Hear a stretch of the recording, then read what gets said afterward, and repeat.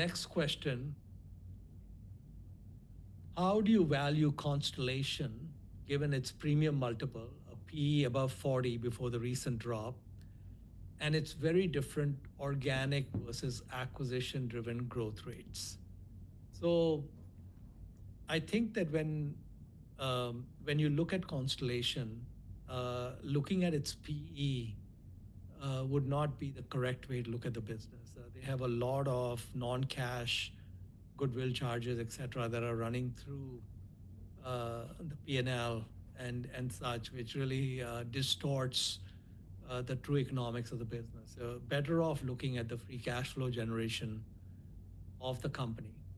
And when I looked at the free cash flow multiple we were playing, and in buying into Constellation, it was extremely attractive. It's nowhere near 40 times or even 20 times for that matter.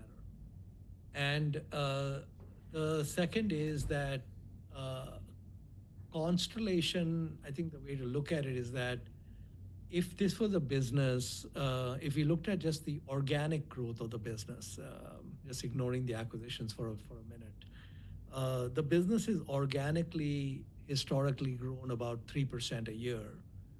And we have no reason to believe that it would organically grow less than 2 or 3% a year. So what is a business that is going to grow cash flows, 2, 3, 4% a year? What kind of multiple should that business trade at? And I would argue that, of course, it depends on interest rates, but at current interest rates, probably something like 10 times cash flow might be too low, and maybe 15 or 17 times cash flow might be a tad high. So somewhere in there, in the middle of that, is if they had just this organic growth. But they have this second engine, which is they are able to take the cash they generate, and after the tweaks they're able to make to the acquired businesses, they're effectively buying these businesses at 4 or 5 times cash flow, maybe even less.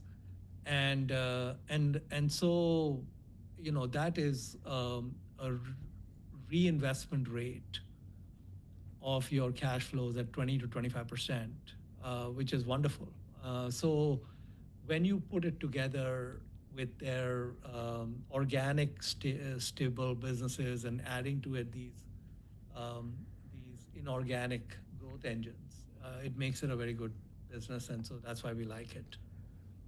If you had to pick the top 2 management teams or individuals across the current portfolio, who would they be?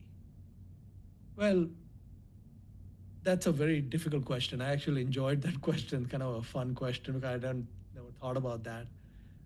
The first one is easy, that would be Constellation. I think Constellation just has the most kick-ass DNA and business culture and all of that. I think just very shareholder-oriented, et cetera, and also very disciplined on return of capital and generating high ROEs and all that. The second one was more challenging for me to figure out, but I would say, if you put a gun to my head, I would say something like Caspi, just based on the track record, would be a good number 2 in terms of the quality of the people and what they've done.